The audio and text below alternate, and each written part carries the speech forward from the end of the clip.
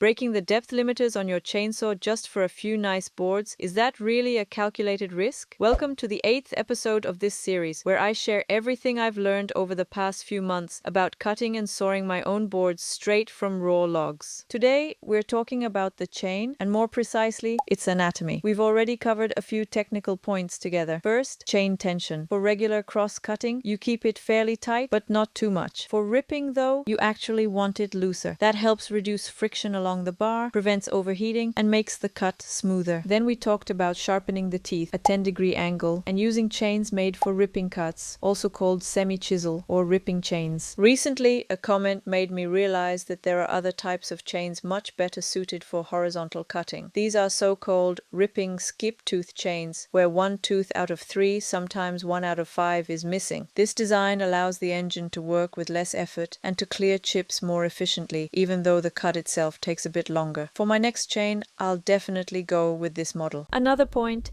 we haven't talked yet about the depth gauges, also known as rakers. Depth gauges control how deep each cutter tooth bites into the wood. They always need to be slightly lower than the cutting tooth. If they're too high, the chain won't cut properly. But if you file them too low, the chain gets too aggressive. It vibrates, loses precision, wears out the motor faster, and increases the risk of kickback. Big thanks to Sergio for teaching me all that. But recently, I came across a Brazilian guy who does things completely differently. He literally breaks off the depth gauges. His video has over 4 million views, and the comments are split between he's crazy and he's going to lose an arm. Of course, I had to dig deeper. On his account, I saw that he cuts without a mill, going straight down vertically, while I work parallel to the ground. He even competes in chainsaw milling contests. I didn't even know those existed. He also explains that depending on the wood, he mostly cuts eucalyptus. He sometimes sharpens at only 5 degrees. Another interesting point. People often say if your chainsaw produces fine sawdust, it means your chain needs sharpening. But in ripping cuts, that's normal. The wood is being carved gradually, not torn out in long shavings, so you get a fine flour-like sawdust instead of chips. Yet in his videos, he gets these long wood ribbons, almost like strands. It makes me wonder if that's because of his cutting motion. So now I'm unsure. My 90-centimeter bar is dedicated to board making, and I'm wondering, should I file my depth gauges lower, like he does? I accidentally did that once with my first chain, and honestly, it cut faster. But now that I know it can be dangerous, I'm hesitating. What do you think? Have you ever tried it yourself? Tell me in the comments. And in the next episode, we'll talk about wearing a mask and the new projects I'm planning with a brand new tool I just got.